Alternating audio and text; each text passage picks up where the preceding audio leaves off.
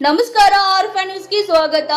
ಕರ್ನಾಟಕ ಸರ್ಕಾರ ತಾಲೂಕು ಆಡಳಿತ ತಾಲೂಕ್ ಪಂಚಾಯತ್ ಹಾಗೂ ಪಟ್ಟಣ ಪಂಚಾಯತ್ ಇವರ ಸಹಯೋಗದಲ್ಲಿ ಯಲಬುರ್ಗಾ ತಾಲೂಕು ಕ್ರೀಡಾಂಗಣದಲ್ಲಿ ಕಲ್ಯಾಣ ಕರ್ನಾಟಕ ಉತ್ಸವ ದಿನಾಚರಣೆಯನ್ನು ವಿಜೃಂಭಣೆಯಿಂದ ಆಚರಿಸಲಾಯಿತು. ಧ್ವಜಾರೋಹಣವನ್ನು ಬಸವರಾಜ್ ತೆನ್ನಳ್ಳಿ ಮಾನ್ಯ ತಹಸೀಲ್ದಾರರು ನೆರವೇರಿಸಿ ಮಾತನಾಡಿದರು.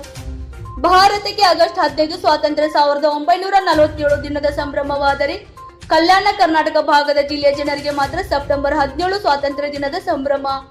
ಹೌದು, ದೇಶಕ್ಕೆ ಸ್ವಾತಂತ್ರ್ಯ ಸಿಕ್ಕು 13 ತಿಂಗಳು 2 ದಿನದ ನಂತರ ಕಲ್ಯಾಣ ಕರ್ನಾಟಕ ಭಾಗಕ್ಕೆ ಸ್ವಾತಂತ್ರ್ಯ ಸಿಕ್ಕಿದೆ.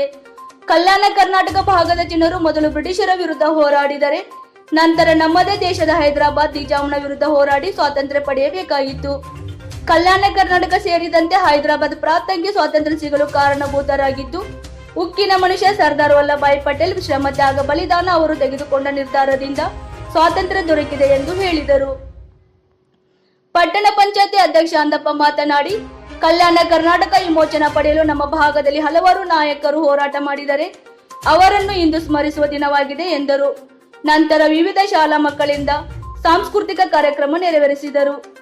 ಕಾರ್ಯಕ್ರಮದಲ್ಲಿ ತಾಲೂಕ್ ಪಂಚಾಯತ್ ಕಾರ್ಯನಿರ್ವಾಹಕ ಅಧಿಕಾರಿ ಸಂತೋಷ್ ಬಿರಾದಾರ್, ಬಿಇಒ ಸೋಮಶೇಖರ ಗೌಡ ಪಾಟೀಲ್, ಎಲ್ಲಾ ಇಲಾಖೆಗಳ ಅಧಿಕಾರಿಗಳು, ಪಟ್ಟಣ ಪಂಚಾಯತ್ ಸರ್ವ ಚುನಾಯಿತ ಸದಸ್ಯರು ಕಾರ್ಯಕ್ರಮದಲ್ಲಿ ಭಾಗವಹಿಸಿ ಕಾರ್ಯಕ್ರಮ ಯಶಸ್ವಿಗೊಳಿಸಿದರು.